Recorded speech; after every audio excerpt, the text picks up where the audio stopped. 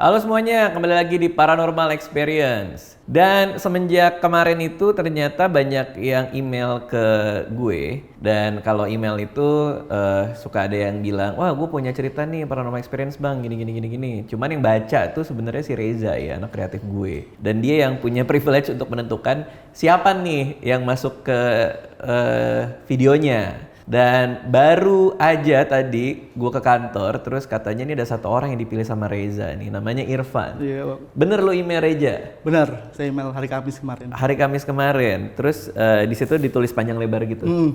Detail, jelas ceritanya kayak gimana. Oh, dia banyak terima email si Reza ini. Jadi di antara semua email itu si Irfan yang dipanggil nih pasti ceritanya seru banget nih. Tapi kan gue sempat nanya lo dulu ya tadi ya Irfan ya. Lo berarti nggak punya YouTube channel? Belum ada. Pernah di-share di Twitter gitu belum juga. Terus kenapa apa yang mendorong lo buat gue email deh ke Radit deh gitu? Gue mau ceritain.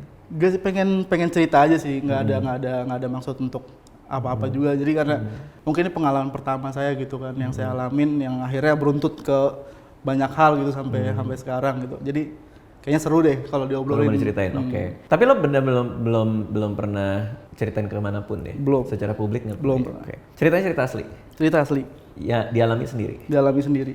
Oke, kita mulai ceritanya. Iya. Tahun berapa nih kejadiannya? Tahunnya sekitar 2014. 2015. Ceritanya gimana? Jadi awalnya ini ceritanya sampai bahkan ada beritanya. Di mana-mana itu? Di salah satu portal media itu ada beritanya. Oke. Jadi awalnya itu keluarga saya lagi pergi semua kan ke Lampung, tinggal saya sendiri di rumah. Terus ini posisi di Jakarta? Di Tangerang. Oh iya, berarti rumah di Tangerang. Iya. Jadi Irfan ini tinggal bersama keluarga. Iya, tinggal. Ada berapa orang di rumah itu? Ada mama papa saya, ada adik saya sama nenek saya. Oke, berarti sekitar 5-6 orang. 5-6 orang. Lalu suatu hari mereka pergi ke Lampung. Untuk tujuan? Yang pulang kampung aja, sekedar mau pulang aja, mau balik ke kampungnya gitu. Emang lu orang Lampung? Emang orang Lampung, mamanya. Berarti emang lagi main ke sana lah ya. Ini kejadiannya 8 tahun lalu. Irfan keluarganya lagi ke Lampung, di rumah sendirian? Benar, sendiri. Oke. Lalu apa yang terjadi? Itu malam, sekitar jam 7 malam, orang tua nelpon ngabarin, adek sepupu kamu kecebur danau awalnya. Ya saya mikir ya kecebur danau doang gitu kan, kenapa harus saya ditelepon dan harus datang gitu kan awalnya. Ya, akhirnya ya udah skip sampai pagi, saya nggak datang ke sana juga. Pas pagi jam 11, sekitar jam 11 siang lah, saya ditelepon lagi tuh sama orang tua saya. Dia ngasih tahu kalau ternyata sampai jam 11 siang itu jasadnya belum keluar juga dari danau itu, tenggelam maksudnya. Jadi saya langsung ya udah bergegas lah, langsung berangkat ke sana gitu kan. Adik sepupu. Langsung berangkat ke sana saya. Saya ke rumah dia terakhir itu 2 tahun yang lalu lah. Dari kejadian itu 2 tahun lalu saya baru terakhir ke rumah dia. Jadi kurang inget jalannya. Sama juga saya nggak tahu danau itu di mana, saya belum pernah sama sekali ke sana kan. Pas di jalan ini udah mulai kayak ngerasa ada yang aneh gitu maksudnya. Jadi saya ngeliat ada satu orang parubaya ya, nggak terlalu tua juga sih, umur 45, 50 gitu ya. Dia kayak ngasih tahu jalan. Awalnya saya kan mikir ya emang mungkin paugah sekitar aja gitu kan. Sampai akhirnya saya ketemu sama 3 perumahan nih, yang saya lupa nih perumahannya yang mana gitu. Saya ngeliat dia lagi. Awalnya saya masih mikir, masih positif aja gitu. Pas saya udah mulai masuk komplek, ini udah mulai kayak gak masuk akal nih. Jalak belokannya itu deket-deket. Jadi dia ngasih tahu saya belok kanan gitu, dia kasih jalan gitu kanan. Orang yang sama? Orang yang sama, terus yang sama gitu. Berarti maksudnya ketemu orang yang sama ini berkali-kali? Berkali-kali. Jadi sampai akhirnya udah mau deket sama danaunya, saya sisa 2 belokan lagi lah gitu. Saya sempat ngeh, nih orang kok kayaknya cepet banget ya. Saya nggak ngeliat dia nyalip, saya nggak ngeliat dia ada di sekitar saya gitu kan. Terus saya sempet berhenti pelanin mobil, saya ngeliat ke kiri, ke spion. Ada nih dia gitu, di spion tuh masih ada orangnya. Pas saya nengok depan, dia udah ada lagi ngasih tahu saya kalau harus belok ke kiri, posisi orang yang sama gitu. Ya udah akhirnya saya nyampe. Kayak gimana orangnya? Pakai kayak baju putih panjang ya, muslim panjang gitu. Ya jenggotan, udah kayak normal orang aja gitu, nggak ada aneh-anehnya gitu. Ya saya mikirnya juga, oh ya udah mungkin emang orang, atau saya ngeliat orang yang beda cuma dengan pakaian yang sama gitu kan.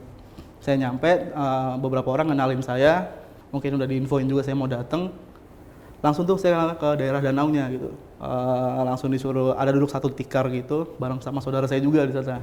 Ada yang dituakan lah saudara. Terus dia bilang bantuin ngaji kata dia gitu. Karena dari tadi udah banyak orang-orang pintar paranormal gitu datang. Kayaknya masih belum ketemu. Belum ketemu. Lo cerita soal adik sepupu lo nggak apa-apa? Nggak apa-apa. Udah bilang tapi. Udah bilang. Kan yang penting daerah tempatnya kan kita nggak nyebutin sama namanya. Terus apa namanya? Pas saya lagi berdoa nih, saya sebelum duduk nih, saya pengen pas mau duduk di tikar nih, perasaan saya biasa aja sebelum duduk, bener-bener biasa aja kayak ya udah gitu nggak ada apa-apa. Pas saya duduk itu perasaan tuh berubah 100% kayak Pas lagi duduk. pas duduk tuh di tikar itu kayak sedih, takut, kayak mau nangis gitu, kayak nggak perasaan nggak enak banget. Ya udah saya mau coba baca doa, itu bener-bener beberapa kali ya mau nyoba baca doa tuh nggak bisa kesebut. Baca doa tuh nggak bisa kesebut, padahal ya saya apal gitu doa-doa, surat-surat pendek gitu kan. Ini nggak bisa kesebut sama sekali. Terus saya merem, tiba-tiba di samping saya ini ada orang. Dia bilang, yang tenang kata dia gitu, tenangin diri dulu. Iya pak, saya cuma nyautin gitu. Udah akhirnya saya nyoba baca juga tetap nggak bisa. Ya udah akhirnya saya cingak-cinguk aja tuh ngeliatin daerah sana. Rame, tim SAR, polisi dan lain-lain itu rame. Terus warga sekitar juga ya rame banget itu, apalagi itu kan perkampungan, daerah perkampungan gitu kan, banyak yang nontonin lah. Cuma ada ini di danaunya, ini ada bukit gitu Mas Adit. Ada bukit, di sini saya ngeliat orang rame banget di bukit ini gitu kan. Terus pas saya lagi ngalihin perhatian saya ke kiri, di sana kan ada ada pohon miring. Pohon miring ini yang dipercayain sama paranormal sekitar gitu ya. Kalau pusat gaib itu ada di sini gitu, pohon miring ini. Nah ini juga ada ceritanya nanti kenapa jadi pusat gaibnya gitu kan. Pas saya lagi mau coba baca lagi, pas saya lagi ngeliat pohon miring itu, saya ngeliat 3 orang keluar dari arah sana dengan baju yang sama seperti yang saya lihat orang tadi yang ngalahin jalan itu. Dia duduk di samping saya. Dia bilang saya bantu doa ya. Yaudah mereka duduk. Sejauh apa tempat berdiri lu sama si pohon miring itu? 20 meter lah paling. Oh berarti dekat ya? Deket Berarti dia keluar dari arah pohon itu pun bisa lihat? Harusnya bisa lihat. Jadi berarti itu 3 orang dengan baju yang sama? Baju yang sama putih, sorban panjang gitu. Jadi saya mikirnya, ini orang keluarnya dari mana? Maksudnya kalau emang dia dari danau, dari arah danau pasti kan basah gitu kalau emang ini orang. Cuma ini enggak gitu, benar-benar kayak kering. Keluar aja itu jalan ke arah saya ngeliat bener dia dari keluarnya sampai jalan duduk sana. Keluarnya dari arah pohon kan? Dari arah pohon, jadi maksudnya dari balik pohon? Ini atau? pohonnya ini udah danau ini. Oh jadi pohonnya itu di samping danau? Bener-bener di bawahnya, di atas danau gini. Oh, oke, berarti dia kalau keluar dari pohon itu seharusnya basah? Harusnya basah kan kalau misalnya ini orang normal gitu kan. Ya udah dari situ. Tapi yang lihat siapa? Berapa orang yang lihat? Saya sama ya saudara saya ini, tuakan ini. Saudara ini juga ngelihat ada 3 orang itu? Dia cuma lihat yang sebelah, yang kakek-kakek yang nunjukin jalan, yang bilang saya tenang ya gitu. Oh iya oke. Kan ada orang lagi tuh duduk tiba-tiba. Nah dia cuma ngeliat itu, ya saya pun mikirnya ini orang biasa karena semua normal aja gitu, kecuali 3 orang ini kelihatan pucet banget gitu. Terus ya udah saya udah nyantai, udah agak-agak enakan nih, udah mulai bisa baca. Saya denger tim SAR minta tolong ambilin baju kesukaan atau favoritnya dia gitu kan. Saya ambilin nih bajunya, saya minta keluarga tolong ambilin. Pas udah saya pegang, ini baju kering, nggak basah sama sekali. Saya disuruh tolong lemparin ke danaunya. Tim SAR yang minta? Tim SAR yang minta. Atas dasar apa ya? Ya mungkin, ya kan saya juga, mungkin ya ada tim SAR kan, mungkin ada juga yang mengerti tentang hal-hal gaib kayak gitu mungkin ya. Itu danau itu kan bekas galian pasir, kedalamannya puluhan meter gitu, bisa di atas 50 meter gitu. Jadi saya minta tolong buat lemparin baju itu. Yang anehnya, baju kering di volume air danau yang gede gitu kan pasti ngambang dulu kan Mas Adit, nggak langsung hilang tenggelam gitu. Ini saya ngelempar kayak ngelempar batu, turun langsung turun dan benar-benar ada salah satu tim SAR, dia juga lumayan aneh, dia bakar rokok, dia nyelam nyari bajunya, dia keluar lagi, nih rokok masih nyala dan dia bilang nggak nemu kata dia gitu. Yang logikanya dia masuk ke air, rokok mati dong gitu kan. Nah dia masuk ke air, dia nyari si baju itu, nggak ketemu bajunya sama sekali. Tapi rokoknya nyala? Masih nyala. Gimana caranya tuh? Nah itu bener-bener nggak tahu. Jadi ini mungkin teman saya juga salah satu, jadi pengalaman dia juga gitu. Dia pertama kali juga ngeliat kesini. Ngeliat ada rokok nyebur masuk air nyala. Itu mereknya harus tahu tuh. Iya. Terus? Itu awal, jadi awal. Tapi masa nggak ada yang curiga soal rokok nggak mati di air? Nggak ada yang nanya. Kalau gue di situ gue kayak, rokoknya apa mas? Pasti gitu kali. Itu mungkin karena lumayan loh buat ngerokok hujan-hujan. Banyak yang naksin karena nggak semuanya dikasih masuk daerah danau itu kan. Tapi lu nggak ngerasa aneh itu rokok? Oh, itu aneh banget. Cuma sayanya buat nanya, ya udahlah gitu kan. Ya kita ngerti dengan hilang kayak gini, dan itu karena saya dapat cerita awalnya gitu, kenapa dia hilang itu terlalu cepet dan aneh gitu. Nggak, tapi ketika berangkat ke sana terus ngelihat orang pakai baju putih itu di tengah jalan berkali-kali kan, itu udah kerasa janggal kan? Udah kerasa janggal. Oke. Udah gitu nyampe tempat sana, terus ngelihat ada 3 orang keluar dari pohon, Iya. itu juga ngerasa janggal dong. Udah ngerasa janggal banget. Apa yang dilakukan ketika itu semua terjadi gitu? Maksudnya kejanggalan itu apa disampaikan ke saudara yang lain? Akhirnya Atau lu pribadi ngerasa bahwa ya ini emang aneh aja gitu? Waktu itu gimana? dan saya sampai juga ke saudara, ada beberapa saudara juga yang emang tahu ceritanya dan mereka juga ngalamin hal-hal yang mereka sendiri gitu. Ngalamin yang serupa? Hal yang serupa, macam-macam gitu. Ada nenek saya juga ngalamin. Di sela-sela kehilangan sepupu ini maksudnya? Oh, jadi pas sepupunya hilang nih ada banyak kejadian gitu? Banyak kejadian. Yang dialami berbagai macam orang? Iya, yang kejadian saya sendiri, yang menurut saya ini lumayan serem ya gitu dibanding yang cerita-cerita yang lain gitu kan. Ada aja yang cuma sekedar dengar suara apa. Berarti ada gangguannya. Karena kalau dari tadi kalau gue dengar cerita lo tuh cuman penampakan yang aneh kan. Iya. Tapi nanti akan diganggu. Nanti ada Oke. gangguannya. Lalu. Terus itu tadi kan saya bilang pas saya di tikar itu duduk kan prosesnya nggak enak kan. Jadi saya gelisah banget. Nah, akhirnya saya dapat kesempatan tuh buat ngambil baju untuk berdiri lah udah nggak di daerah di sana ranah situ lagi gitu. Sempat tuh ngobrol-ngobrol juga sama saudara. Serang 1 jam setelah itu saya dipanggil lagi, disuruh ke sana gitu, suruh duduk di sana. Pas saya duduk di sana, saya awal tadi yang tebing yang saya bilang tadi itu kan saya ngeliatnya kosong gitu. Pas saya sebelum duduk gitu. Pas saya duduk itu ramai banget. Jadi kayak seakan-akan ini bener-bener bukan cuma orang sekitar aja gitu. Maksudnya kayak Tapi ada yang lain. ada yang lain dan dari situ kan saya udah, wah ini udah benar-benar aneh deh. Ramenya tuh gimana? Rame nonton gitu semua orang. Banyak orang? Banyak banget orang. Cuma ya anehnya pas saya berdiri itu saya nggak ngeliat, saya duduk saya ngeliat gitu. Pas saya berdiri lagi, saya nggak ngeliat lagi.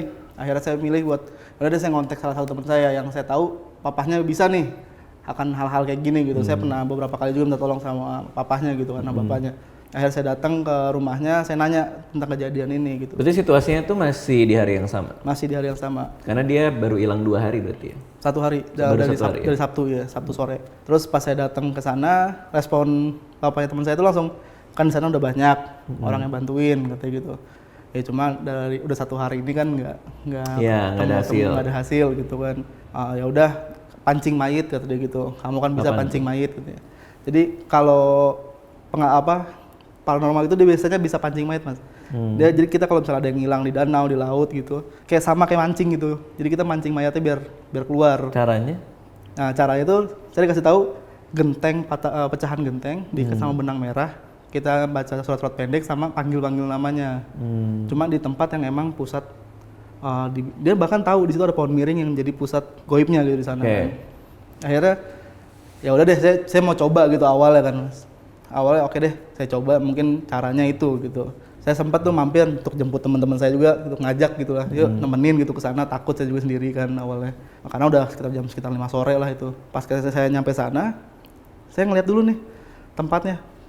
Saya ke pohon miringnya itu, saya lihat kok saya ngeliat hal-hal yang gak enak nih gitu, jadi ngebuat saya ciut gitu. Saya ngeliat di tengah danau itu deket perahunya tim SAR muncul kayak segede perahu ular. Cuma badannya aja gitu. Ngeliat ular? Kayak badannya gitu muncul. Terus itu yang ngebuat saya langsung kayak, wah nggak deh, nggak berani kayaknya. Takutnya, dan yang disuruhnya itu benar-benar sendiri masalah. Jadi orang suruh hilang semua, lampu nggak ada yang nyala. Daerah situ lampu penerangan nggak ada yang nyala, saya suruh mancing sendiri di sana gitu kan. Nggak, tapi kok kejadian-kejadian yang lo alami tuh kayak penampakan semua gitu ya? Iya. Ada bapak-bapak lah, pas yang terakhir kan ular ya? Lo pernah ngalamin ini sebelumnya? Awalnya pernah, itu udah lumayan lama ya. Pas kapan tuh? Pas sekolah? Pas sekolah, kalau paling awal banget tuh waktu zaman SD malah. Itu ngelihat penampakan juga? Ngelihat penampakan juga itu, dan itu pertama kali saya juga ngerasain perasaan yang namanya takut, sedih sampai nangis itu. Dan akhirnya saya dibilang di sekolah tuh kesurupan sayanya. Dan tapi saya nggak sadar tuh saya nangis sekitar 2 jam. Yang dilihat apa? Apa? Yang dilihat waktu SD itu? Jadi ada pocong itu megang ular. Ular lagi? Iya. Oke. Ada pocong tuh megang ular. Tangannya kan dia nggak? Mungkin nyelip gitu kecil tuh. Saya cuma ngeliat Kan tangan pocong gini. Iya. Dia megangnya gimana? ya dia megangnya kayak normal, cuma bener-bener kayak normal, kayak mungkin Berarti posisinya tangannya gini. keluar. Entah dia dikelilit atau dia megang ular gitu. Oh pokoknya ini pocong, Iya. terus di depannya ada ular. Oke, terus. Nah di situ tuh pertama kali tuh Itu saya- pertama kali ngeliat. dan itu Oke, nggak maksudnya adalah berarti kalau yang gua tangkap dari tadi itu lu tuh kayak biasa aja gitu. iya nggak emang Eh, ketika tadi ada si kakek-kakek, terus di tengah laut disuruh mancing mayat ngelihat ular, gua merasa bahwa respon lo tuh kayak biasa aja gitu. Berarti memang sudah terbiasa. nggak, karena kalau soalnya kalau saya pribadi, kalau emang lagi tadi saya bilang di posisi saya takut banget itu, saya pasti emang bisa nih ngelihat, cuma nggak pernah ngelihat yang aneh bentuknya. Tapi ular itu nggak aneh berarti, yang segede kapal itu. Ya lumayan sih maksudnya, cuma kan itu kayak ya itu kemarin ngebuat saya takut tuh, saya udah deh saya nggak berani nih pancing mayat gara-gara ngeliat itu gitu Oke, kan. tapi berarti ketika ngelihat ular yang segede kapal, itu lo nggak takut? Lo takut tapi tetap dilakuin? Nggak dilakuin akhirnya. Oh, I see. Akhirnya saya nggak ngelakuin tuh karena wah ini takutnya kalau itu ular beneran, saya yang mangsa gitu kan, namanya saya di pinggir danau gitu kan. Ya udah akhirnya ya udah deh nggak usah sama sekali. Saya nelpon ke teman saya lagi nih. Bapaknya? Bapak teman saya lagi, saya telepon, saya kasih tahu kalau saya nggak berani deh, nggak jadi om. Kira-kira apa ya cara yang lain? Udah datang aja ke rumah guru spiritualnya dia. Oh, jadi bapaknya ini yang jago ini punya guru lagi? Punya guru lagi di daerah Parung, ke Bogor. Jauh juga ya? Jauh. Jadi dari Lampung, Jakarta ke Lampung, Lampung ke Bogor? Iya, itu kan Lampung kan, orang tua saya ke Lampung kan gitu. Oh, danau itu bukan di Lampung? Enggak di masih di Jabodetabek. Oh, oke. Terus Dan sebenarnya banyak banget, sampai sekarang ini masih banyak yang kejadian itu gitu. Akhirnya saya ke Parung Bogor, datang ke sana ke salah satu paranormal guru spiritualnya gitu kan. Saya ngobrol, saya ceritain kronologinya kayak gimana gitu, hilang dari kapan gitu. Yang dia bilang waktu itu, kalau ini rohnya bisa saya panggil, insya Allah dia udah bisa keluar, kata dia gitu. Karena ini cuma ketahan aja katanya, cuma ketahan aja di permukaannya itu, jadi ditahan sama makhluk-makhluk halus itu gitu kan. Terus pas saya ngomong, saya ceritain semua detailnya seperti apa gitu kan, akhirnya dia bilang udah saya panggil nih sekarang ya. Percobaan pertama tuh gagal, nggak berhasil tuh rohnya masuk. Akhirnya dia ngomong, ini yang jagainnya ratu, bentuknya badan normal, bawahnya ular. Nah ini saya langsung inget yang pas saya pancing mayit gitu. Iya. Wah, Sama nih gitu kan.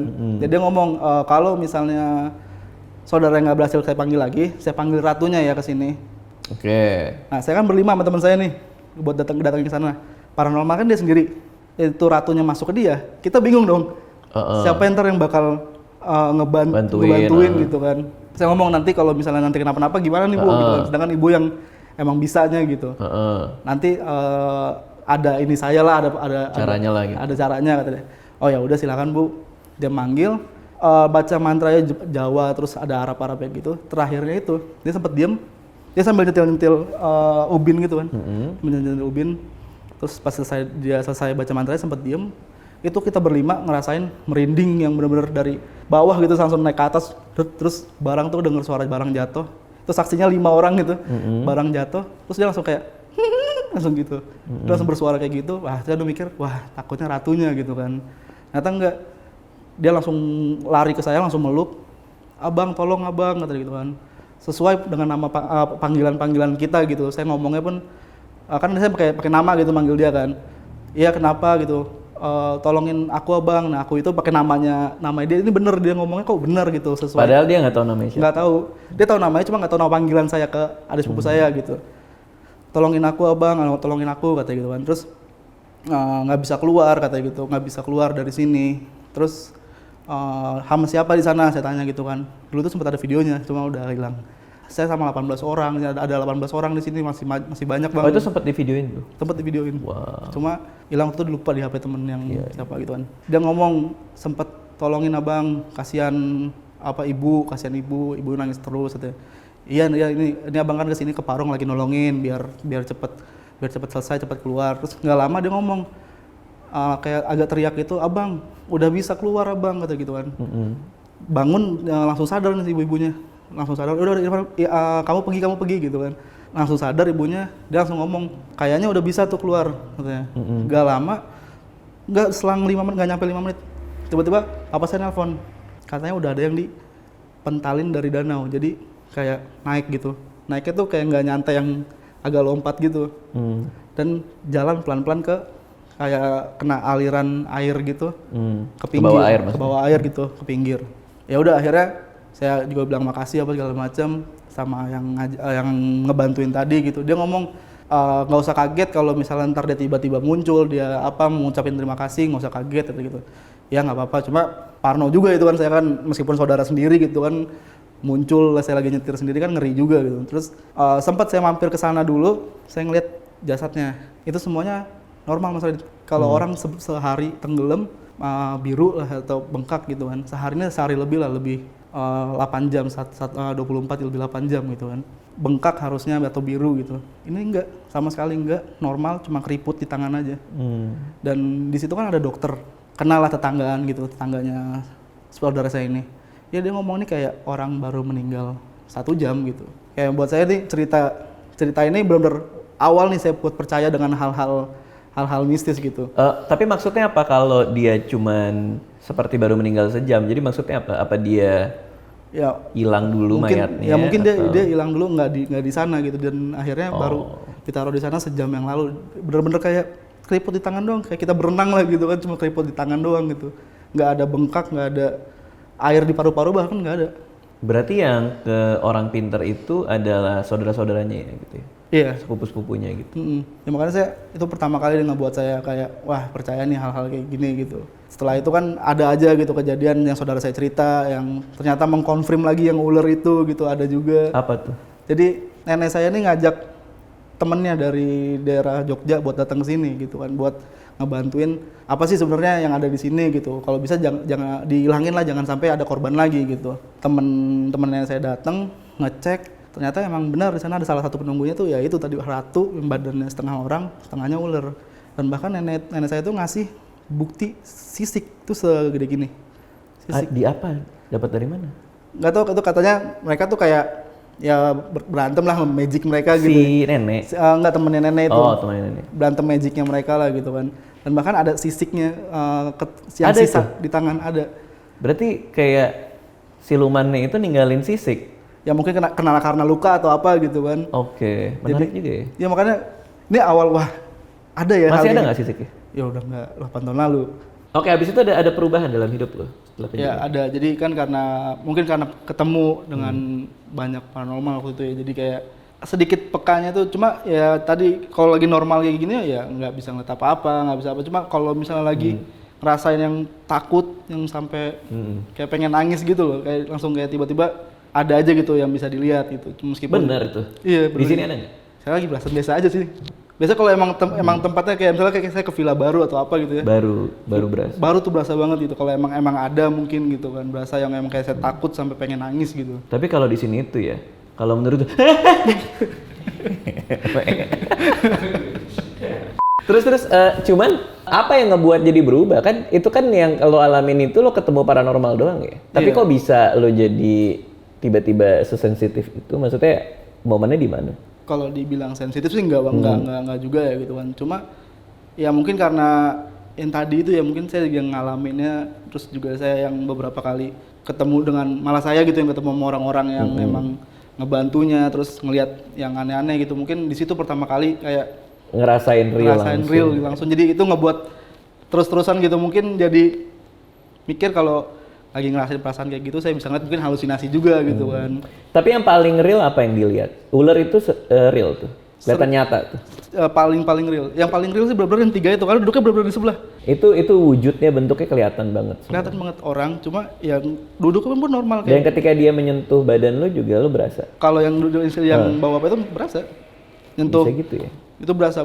Terus saya ngomong, ya Pak, karena dia bilang udah tenang aja gitu kan, karena saya kelihatan gelisah banget. Oke, jadi itu ceritanya Irfan tadi.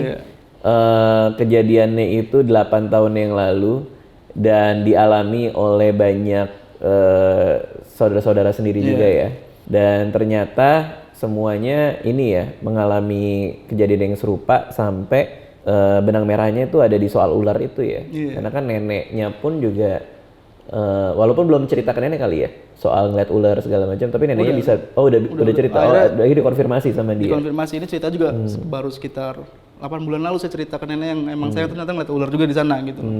Terus dia cerita dengan ceritanya dia, oh, sama nih kita nih ceritanya gitu. Oke Irfan, thank you udah datang ke Paranormal Experience, dan itu tadi cerita nyata yang dialami sama Irfan dan keluarganya juga ngalamin juga. Mudah-mudahan nggak diganggu-ganggu lagi, nggak ada yang aneh-aneh lagi, dan nggak ketemu ular di tengah-tengah laut, apa di tengah-tengah danau lagi ya. Tapi lo sebenarnya nggak takut ya? Kalau lagi yang tadi saya bilang, kalau lagi ada di perasaan itu takut banget. Tapi kalau biasa aja ngelihat enggak ya? Enggak. Kalau lagi normal gitu tiba-tiba ngeliat gitu biasa aja. Oke. Terakhir banget lo ngelihat kapan? Dan apa? Lagi di rumahnya dia. Di rumahnya Fadil. Teman saya ada. Lagi di rumah teman saya itu lagi ngobrol-ngobrol. Ngeliat ularnya? Enggak ngeliat. Nggak, maksudnya kan siapa tahu ada ular di rumah dia. Enggak maksudnya sih, gitu. ada. Peliharaan gitu. Jadi di belakang rumah dia tuh ada pernah tragedi serem lah di situ di belakang rumah dia. Ada orang dibakar sampai sisa rambutnya doang gitu. Amat sih lu Ya kan? daerah rumah. Jadi akhirnya waktu itu lagi cerita itu gitu kebetulan. Awalnya biasa aja gitu, pas kok tiba-tiba ngerasain feel itu lagi tuh, takut dan sampai saya benar-benar nggak pulang, akhirnya nginep di rumah dia. Tapi perasaan kan? Perasaan saya terus ya sempet lah kan, jadi kita dibuka nih 2 jendela 2 pintu gitu. Sempet ngelihat sekelibat gitu awalnya kan. Wah, saya udah nggak berani mantengin nih, takutnya aneh-aneh gitu. Sekelibat apa? Lewat gitu, kayak lewat Apa? cepet, hitam doang sih awalnya. Okay. Terus saya udah mikir, saya nggak mau mantengin aneh-aneh nih, nggak mau ngeliatin terus. Cuma kenapa mata gatel gitu ke sana. Pas saya ngeliat, oh ya bener lagi ngintip gini nih. Sosok gede gitu? Enggak, ya sosoknya cewek, cuma full hitam gitu, lagi ngintip. Nah di situ saya nginep akhirnya di rumah dia karena saya nggak berani pulang gitu sendirian. Tapi cerita ke dia? Cerita, hari itu juga cerita. Bahkan dia bercandain sama dia, dikagetin. Saya kan jarang kaget itu segala macam gitu. Dikagetin sama dia seneng banget hari itu. Oh, gara-gara kejadian dor gitu ya kali ya? Gitu ya? Kayaknya gitu kan? Kurang lebih gitulah. Kira-kira lebih gitu kan? Oke, makasih semua yang udah nonton ya. Dadah.